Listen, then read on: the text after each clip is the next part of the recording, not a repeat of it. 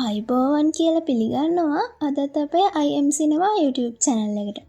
ඉතින් අද අපි අරගෙන අවිලා තියෙන්නේ ඉරුදුරුවම් කියන 2019 රිලීස් වුණ TV series එක.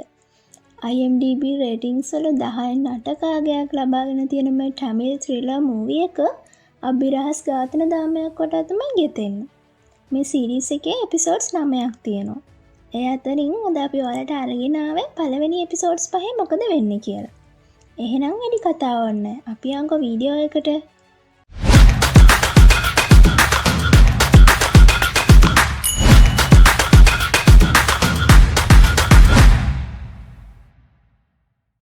ඔන්න මුලින්ම අපිට පෙන්වන්නේ පත්තර බෙදා හරින තැන. මෙතන ඉඳලා එක්කෙනෙක් පත්තර ටිකකුත් අරගෙන බයිසිකල් එකක යන්න පටන් ගන්නවා පත්තර බෙදන්න. මේ කෙනා මෙහෙම දිගටම ගිහිල්ලා එක තැනක මෙයාගේ ෆුට් සයිකල් එක නතර කරලා පත්තර ටිකකුත් අරගෙන මෙතන තියෙන ෆ්ලැට් එකකට යනවා. ඉතින් ටික වෙලාවකින් මේ මිනිස්සයා හපොයි කියලා කෑ ගහගෙන දුවගෙන ඇවිල්ලා පත්තර ටික බයිසිකල් එක ගාවින්ම දාලා දුවගෙන යනවා. ඊළඟට වෙන්නේ ඊළඟ දවසේ උදේ පොලිස් පාලක මැදිරියට කෝල් එකක් එනවා. සාසනගර් වල රාමනාස් මහල් නිවාස සංකීර්ණයේ මිනිමරුමක් වෙලා කියලා. ඒ සිද්ධිය එහෙම වෙද්දී මේ පැත්තෙන් අපිට පේනන්නේ පුංචි ගෑනු ළමයෙක්. එයා ඉස්කෝලේ යන්න ලෑස්ති වෙනවා. එයාගේ තාත්තා මේ චූටි දුවට කෑම හදනවා. ඉතින් මේ බබාගේ තාත්තා තමයි වික්ටර්. එයා පොලිස් නිලධාරියෙක්. මේ චූටි බබාට ඉස්කෝලේ යන්න වික්ටර් එයාව ත්‍රිවිල් එකකට නගනවා. ඒක දුර ඉඳලා මිනිස්සු දෙන්නෙක් බලාගෙන ඉන්නවා. ඒක වික්ටර් දැක්කත් එයා ඒක ගණන් ගන්නේ නැහැ. ටික වෙලාවකින් මේ ත්‍රිවිල් එක පිටත් වෙනවත් එක්කම වික්ටර් ගෙදර යනවා. ඒ අතරේ අර බලාගෙන හිටපු මිනිස්සු දෙන්න කාට හරි කෝල් එකක් අරගෙන මොනවා හරි කියනවා කියලා අපිට පෙන්නුවත් කියන්නේ මොනවද කියලා නම් අපිට පෙන්නන්නේ නැහැ.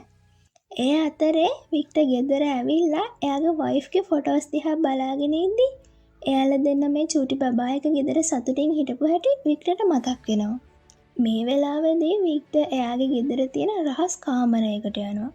එතකොට වික්ටර් සහ එයාගේ වයිෆ් අතර වෙච්ච රණ්ඩුවකදී වික්ටර් වයිෆ් තල්ලු කරද්දී එයාගේ ඔළුවේ බිත්තිය වදින සිද්ධියක් වික්ටර්ට මතක් වෙනවා.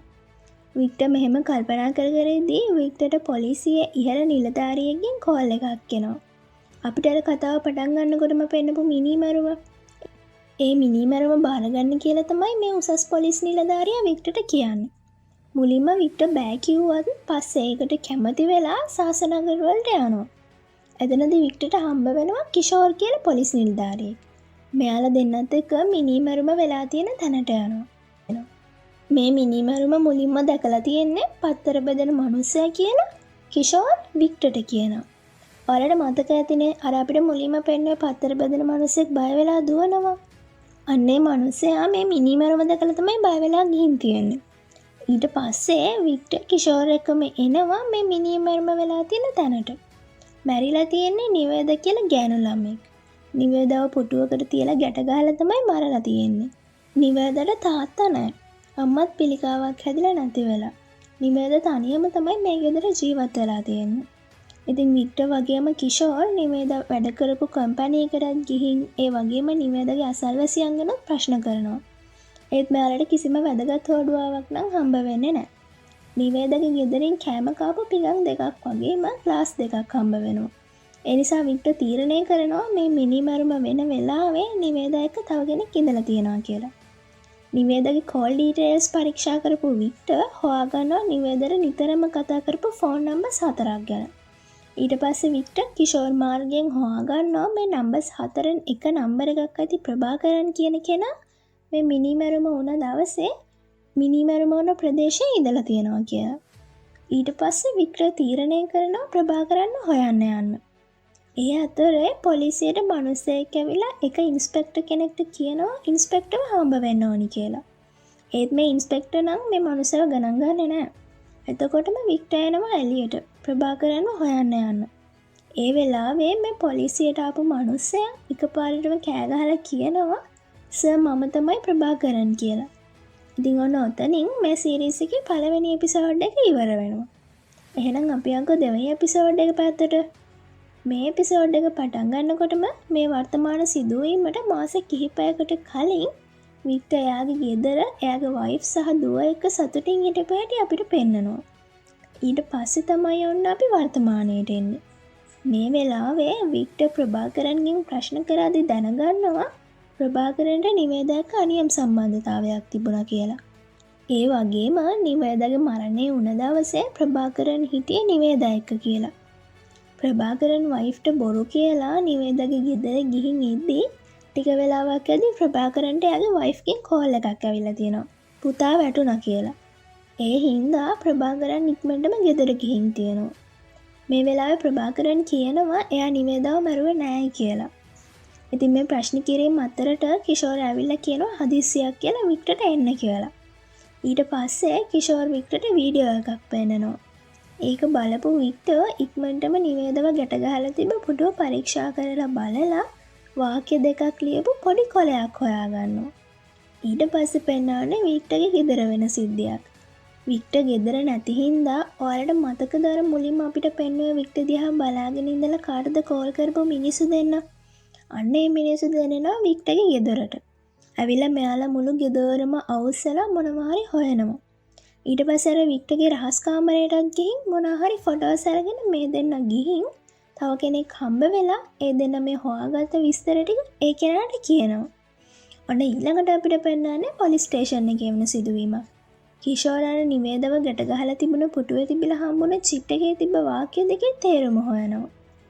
මිනිස්සු අපි ඉන්න තැන හොඳට අපිට කතා කරලා නැති තැන වැරදි කතා කියන එක අපිත් එක්ක තරහ වෙලා හතුරුකම් කරනටත් වඩා දරුණු දෙයක් කියලා තමයි මේ චිට් එකේ තිබ්බ වාක්‍ය දෙක ගැන තිරුක්කුරල් පොතේ තියෙනවා කියලා කිෂෝර්ට හම්බ වෙන්නේ. ඔන්න ඊට පස්සේ වික්ටර් නිවේදාගේ ගෙදරට යන පාරේ තියෙන CCTV ෆුටේජස් බලලා තීරණය කරනවා ප්‍රභාකරන් කියන්නේ ඇත්ත කියලා. එයා නිවේදාව මරලා නැහැ කියලා. එතකොටම තව ඉන්ස්පෙක්ටර් කෙනෙක් අධිකරණ වාර්තාවක් අරගෙන වික්ටර් හම්බෙන්න එනවා. ඒක බලපු වික්ටර් ඉක්මනටම ගිහින් ප්‍රභාකරන්ගේ ෂූ සයිස් එක බලනවා. ඒක සයිස් 9 කියලා දැනගත්ත වික්ටර් කිෂෝර්ට කියනවා මර්ඩර් එක වෙච්ච තැන අධිකරණ වාර්තාව අනුව සයිස් 8, 9, 11 සයිසස් වල ෆුට් ප්‍රින්ට් තියෙනවා කියලා. ඒ වගේම සයිස් 11 කියන්නේ මිනිමරුවගේ අඩි සලකුණ කියලා. ඊට පස්සේ මෙයාලා නිවේදගේ අසල්වැසියන්ගෙන් නිවේද වැඩ කරපු තැන අයගේ අත්තකුරු අර චිට්ටකට ගැලපෙනවද කියලා වගේම ෂූ සයිස් එක සයිස් 11 ෆුට් ප්‍රින්ට් එකට ගැලපෙනවද කියලා බලනවා. හැබැයි මෙයාලගේ ඒ උත්සාහය නම් අසාර්ථක වෙනවා. ඔන්න ඊට පස්සේ අපිට මිනිමරුව ගැන හොඩුවාවක් පේනවා. මේ වෙලාවේ මිනිමරුව තවත් කෙනෙක්ව මරලා ඒක වීඩියෝ කරනවා. හැබැයි මේ වෙලාවේ මිනිමරුවගේ මූණ නම් අපිට පෙන්වන්නේ නැහැ. ඉතින් මෙතනින් දෙවැනි එපිසෝඩ් එකත් ඉවර වෙනවා. තුන්වෙනි එපිසෝඩ් එක පටන් ගන්නෙ ආපහු අතීත කතාවකින්. වික්ටර් ගෙදර ඇවිල්ලා වයිෆ්ගෙන් කොෆි එකක් ඉල්ලනවා. එතකොට වයිෆ් අහනවා සිගරට් බිව්ව නේද කියලා. මෙතනදී මේ දෙන්න අතර පොඩි රණ්ඩුවක් වෙනවා. වික්ටර්ගේ වයිෆ්ගේ නම ගීතා. කොහොම හරි මේ වෙලාවේ වික්ටර් ගීතව තල්ලු කරලා දාලා යන්න යනවා. මේ වෙලාවේ ගීතගේ ඔළුව බිත්තිය වැදිලා ලේ එනවා. ඔන්න ඊට පස්සේ තමයි අපි ආපහු වර්තමානයට එන්නේ. වික්ටර් කිෂෝර් එක්කම එනවා ගයක් වගේ තැනකට. මෙයාලා මෙතනට ඇවිත් තියෙන්නේ තවත් මිනි මැරුමක් ගැන බලන්න. මේ මැරිලා තියෙන්නේ ක්‍රිෂ්ණමූර්ති කියලා වාස්තු විද්‍යාඥයෙක්. මෙයාව මරලා තියෙන්නේ ඇස් වලට ඇනලා. බොඩි එක පරීක්ෂා කරපු වික්ටර් ක්‍රිෂ්ණමූර්තිගේ ෆෝන් එක අරගෙන IT ඉන්ජිනියර් කෙනෙක් මාර්ගෙන් එක අන්ලොක් කරලා බලද්දී මේ ෆෝන් එකෙත් අර නිවේදගේ ෆෝන් එකේ තිබ්බා වගේම වීඩියෝ එකක් තියෙනවා. මේ වීඩියෝ එකේ විදිහට මරුණු ක්‍රිෂ්ණමූර්තිගේ පුටුවේ තිබිලා අර වගේම චිට් එකක් මෙයාලට හම්බ වෙනවා. ඊට පස්සේ වික්ටර් සහ කිෂෝර් මිනි මරුම වුණ තැනින් ඇවිල්ලා පාරේ එක තැනක වෙහිකල් එක නතර කරගෙන වික්ටර් ආපහු අර ක්‍රිෂ්ණමූර්තිගේ ෆෝන් එකේ තිබ්බ වීඩියෝ එක බලනවා. මේ වෙලාවේ කිෂෝර් දකින්නවා මෙයාලා දිහා මිනිස්සු දෙන්නෙක් බලාගෙන ඉන්නවා කියලා. අර කලින් හොරෙන්ම වික්ටර්ගේ ගෙදරට ගියපු මිනිස්සු දෙන්නම තමයි මේ විදිහට ආපහු මෙයාලා දිහා බලාගෙන ඉන්නේ. එකපාරටම අර වීඩියෝ එක බල හිටපු වික්ටර්ට මොකක් හරි හොඩුවාවක් හම්බ වෙනවා. වික්ටර් කිෂෝර්ට වාහනේ ගන්න කියලා නිවේදගේ ගෙදරට එනවා.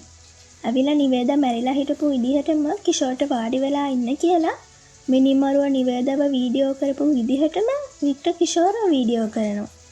ඊට පස්සේ මෙයාලා ආපහු ක්‍රිෂ්ණමූර්ති මැරිලා හිටපු තැනට ගිහින් ඒ විදිහටම කිෂෝර්ට වාඩි වෙන්න කියලා ඒකත් අර මිනිමරුව ගත්ත වීඩියෝ එක වගේම වික්ටර් ආපහු වීඩියෝ කරනවා. මේ වීඩියෝස් දෙකම අරගෙන ගිහින් වික්ටර් මේ මර්ඩර්ස් දෙකේ රිපෝට්ස් හදපු ෆොරන්සික් ඩිපාර්ට්මන්ට් එකේ ඔෆිසර්ට බනිනවා වැරදි රිපෝට්ස් හැදුවා කියලා. ඉතින් මේ ඔක්කොම බලාගෙන ඉන්න කිෂෝර් අහනවා මොකද්ද මේ වෙන්නේ කියලා. ඔන්න ඊළඟට අපිට පෙන්නන්නේ වික්ටර් මේ හොයාගත්ත දේවල් ගැන ඉහළ පොලිස් නිලධාරීන්ට කියන්න පවත්වන රැස්වීමක්. මෙතනදී වික්ටර් කියනවා මේ මිනිමරුවා මනෝව්‍යාධික දාමඝාතකයෙක් කියලා. ඒ වගේම අර එයාගත වීඩියෝස් ගැන පැහැදිලි කරලා ඒකෙන් ආපු නිගමනයත් වික්ටර් ඉදිරිපත් කරනවා. ඔයාලා හිතන්නේ වික්ටර් ආපු නිගමනය මොකක් වෙන්න ඇතිද? ඒ නිගමනය තමයි මේ මිනිමරුවා ආබාධිතයෙක් කියන එක. එහෙම කියන්න හේතුව මේ මිනිමරුවගත වීඩියෝස් වල අමුතු චලනයක් තියෙන එක. මෙතන ඉන්න පොලිස් නිලධාරීන් වික්ටර්ගෙන් ප්‍රශ්න කරනවා CCTV තිබ්බ නැද්ද, ඇඟිලි සලකුණු තිබ්බ නැද්ද කියලා. ඒත් වික්ටර් කියනවා මේ සිදුවීම් දෙකම වෙන්න සතියකට කලින් ඉඳලා CCTV වැඩ කරන්නේ නැහැ කියලා. ඒ වගේම අර size 11 footprint එක විතරයි හම්බ වුණේ කියලා. මේ වෙලාවේ මෙතන ඉන්න එක AC කෙනෙක් කියනවා වික්ටර්ට තාම අතුරුදහන් වුණ වයිෆවත් හොයාගන්න බැරි වෙච්ච එකේ මේ වගේ ලොකු පරීක්ෂණයක් ඉහළ නිලධාරීන්ට බාර දෙන්න ඕනි කියලා. ඒත් අනිත් නිලධාරීන් කියනවා තවදුරටත් වික්ටර් මේ කේස් එක බලන්න ඕනි කියලා. ඔන්න ඊට පස්සේ පෙන්නන්නේ මේ දවසේ රෑ වික්ටර් ගෙදර ගිහින් කෑම හදලා වික්ටර්ගේ දුව ගාවින් වාඩි වෙලා දුවට කෑම කවන ගමන් දුවගේ ඉස්කෝලේ වැඩ කියලා දෙනවා. මෙතනදී දුව අහනවා පංචේන්ද්‍රයන් ගැන. එතකොටම වික්ටර්ට දෙයක් මතක් වෙනවා. වික්ටර් කිෂෝර්ට කතා කරලා කියනවා මිනිමරුවා ඉලාක කරන්නේ පංචේන්ද්‍රයන් කියලා. තවත් මිනිමරුම් 3ක් වෙන්න ඉඩ තියෙනවා කියලා. ඒක එහෙම වෙද්දී මේ පැත්තෙන් අපිට පෙන්නන්නේ එකම රූපය තියෙන තරුණ පිරිමි අය දෙන්නෙක්. එක්කෙනෙක් නම් හරිම අහිංසක පාටයි. අනිත් එක්කෙනා නම් හරිම ආක්‍රමණශීලී. ඉතින් මේ දෙන්න කතා වෙන්නේ මිනිමරුම් ගැන. මේ ආක්‍රමණශීලී කෙනා කියනවා අහිංසක වගේ කෙනාට තාම අපේ වැඩ ඉවර නෑයි කියලා. එතකොට ඒක අහගෙන ඉන්න අහිංසක වගේ කෙනා කියනවා මට බෑ මිනි මරන්න මම ජීවත් වෙලා හිටියොත් නෑ එහෙම කරන්න කියලා. එයා එහෙම කියලා පිහියක් අරගෙන බෙල්ල කපා ගන්න හදනවා. ඒත් එතකොට ආපහු අර ආක්‍රමණශීලී කෙනා කියනවා ඔයා මැරුණොත් අපි දෙන්නම මැරෙයි. අනිකෝ ආව කොච්චර ලැජ්ජ කරාද එයා මැරෙන්න ඕනේ. ඊට පස්සේ ඔයාට කරදරයක් වෙන්නේ නෑයි කියලා. ආයෙ මං කරදර කරන්නේ අම්මා ගැන දිවුරන්නම් කියලා දිවුරනවා. ඊට පස්සේ මේක අහගෙන ඉන්න අර අහිංසක වගේ කෙනා බෙල්ල කපා ගන්න හදපු පිහිය පහලට දානවා. ඔන්න මෙතනින් මේ එපිසෝඩ් එකත් ඉවර වෙනවා. ඔන්න ඉතින් සුපුරුදු පරිදි 4 වෙනි එපිසෝඩ් එකත් පටන් ගන්න අතීත සිද්ධියකින්. වික්ටර් ගෙදර ඇවිල්ලා බෙල් කරත් කවුරුත් දොර අරින්නේ නැති හින්දා වික්ටර් දොර අරගෙන ඇතුළට යනවා. එතකොට වික්ටර්ගේ දුව විතරයි ගෙදර ඉන්නේ. දුව කියනවා අම්මා නෑයි කියලා මේ දුව අඬන්න ගන්නවා. වික්ටර් හැමතැනම ගීතව හෙව්වා වුණත් ගීතව හම්බ වෙන්නේ නැහැ. ඔන්න ආයෙත් අපි වර්තමානයට එනවා. මේ වෙලාවේ වික්ටර් ගීතගේ අතුරුදහන් වීම ගැන තමයි කල්පනා කරන්නේ. මේ දවසේ රෑ වික්ටර් ගෙදර ඇවිල්ලා දුවත් එක්ක නිදා ගන්න හදනවා. ඒත් මොකක් හරි මතක් වෙච්ච හින්දා වික්ටර් දුවව ළඟ ගෙදරක ගෑනු කෙනෙකුට බාර දීලා එළියට යනවා. පොලිස් ස්ටේෂන් එකට ගියපු වික්ටර් පරණ නඩු ෆයිල්ස් ටිකක් බලනවා. ඊළඟට පෙන්නන්නේ ඊළඟ දවසේ උදේ වෙන සිද්ධියක්. වික්ටර් එයා හොයාගත්ත දේවල් කිෂෝර්ට පැහැදිලි කරනවා. මේ මිනිමරුවගේ පළවෙනි මිනිමරුම නිවැරද නෙවෙයි කියලත් කීර්තිනා කියන ගෑනු ළමයෙක් කියලත් හොයාගත්තා කියලා වගේම එයාව මරලා තියෙන්නේ නහය තුවාල කරලා කියලත් වික්ටර් කිෂෝර්ට කියනවා.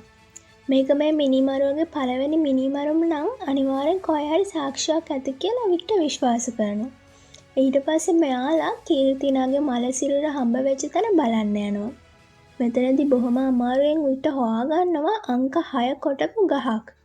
ඊට පස්සේ මෙයාලා තිරුක්කුරල් පොත කියවලා අංක 6ට අදාළ කොටස බලනවා. ඊට පස්සේ මෙයාලා ආපහු පොලිස් ස්ටේෂන් එකට ඇවිල්ලා CCTV ෆුටේජස් ටිකක් බලද්දි හොයාගන්නවා එකපාරටම බැලුවට පේන්නේ නැති විදිහට මිනිස්සෙක් හෙවණලි අතරින් බඩ ගාගෙන යනවා කියලා. මෙන්න මෙතනින් 4 වෙනි එපිසෝඩ් එක ඉවර වෙනවා. ඔන්න දැන් අපි යන්නේ අද වීඩියෝ එකේ අවසාන එපිසෝඩ් එක. ඒ කියන්නේ මේ සීරීස් එකේ 5 වෙනි එපිසෝඩ් එකේ මොකද වෙන්නේ කියලා බලන්න. මේ එපිසෝඩ් එක පටන් ගන්නකොටම පෙන්නන්නේ අර අපිට කලින් පෙන්නපු එක වගේම මිනිස්සු දෙන්නගෙන් අර ආක්‍රමණශීලී කෙනා මේ කෙනා කඩේට ගිහින් බඩු අරගෙන එද්දි දකිනවා අර මනෝව්‍යාධික දාමඝාතකයා ගැන පෝස්ටර් ගහලා තියෙනවා. මේ දිහා බලාගෙන මේ මනුස්සයා කේන්තියෙන් යන්න යනවා. ඔන්න ඊට පස්සේ ආයෙ පෙන්නන්නේ මේ කෙනා ගෙදර ගිහින් කලින් වගේම අහිංසකයි වගේ පේන කෙනත් එක්ක මේ ආක්‍රමණශීලී කෙනා කතා කරනවා. අහිංසක වගේ කෙනා කියනවා පත්තරේටත් ගිහින් අපිව අහුවෙයි කියලා. එතකොට ආක්‍රමණශීලී කෙනා කියනවා එයාට බෑ මාව අල්ලන්න කියලා. එතකොට ආයෙත් අහිංසකයි වගේ කෙනා කියනවා වික්ටර් එක්ක ලේසි වෙන්නේ නෑ. එයා අපිව අල්ලගනී කියලා. එතකොට ආක්‍රමණශීලී කෙනා කියනවා ඌ මාව අවසාන තමයි මේක කරේ කියලා පිහියකුත් අරගෙන එයා යන්න යනවා. මේක දකින අහිංසකයි වගේ කෙනා යන්න එපා කියලා කෑ ගහනවා. ඊළඟට පෙන්නන්නේ වික්ටර්ව. ඉහළ පොලිස් නිලධාරීන් වික්ටර්ගෙන් අහනවා කවුද මේව මීඩියාවට දුන්නේ කියලා. වික්ටර් කියනවා ඒක නම් දන්නේ නැහැයි කියලා. ඊට පස්සේ ඒ කෝල් එක ඉවර කරලා කිෂෝර් එක කතා කරද්දී වික්ටර් කියනවා එයා තමයි මීඩියාවලට මේ කතාව දුන්නේ කියලා. එතකොට මිනිමරුවා කලබල වෙලා වැරද්දක් කරන්න ඉඩ තියනවා කියලා. එතකොට මෙයාලට මිනිමරුවව අල්ලගන්න පුළුවන් කියලා. මේ වෙලාවේ වික්ටර්ට කෝල් එකක් එනවා. ඊට පස්සේ වික්ටර් කෙනෙක්ව හම්බ වෙන්න ඇවිල්ලා ගීත ගැන විස්තර අහනවා. මේ කෙනා පැහැරගෙන ගිහින් බේරගත්ත ගැණු ළමයිගේ ෆොටෝස් පෙන්නලා අහනවා ඒ ගීතද කියලා. ඒත් අවාසනාවට ඒ ගීත නෙවෙයි. ඒ නිසා වික්ටර්ට මෙතනින් හැරිලා පොලිස් ස්ටේෂන් එකට එන්න වෙනවා. මේ වෙලාවේ ආපහු වික්ටර්ට කෝල් එකක් එනවා. කතා කරන කෙනා මුලින්ම මොකුත් කියන්නේ නැහැ. එයාගේ හුස්ම හඬ විතරයි වික්ටර්ට ඇහෙන්නේ.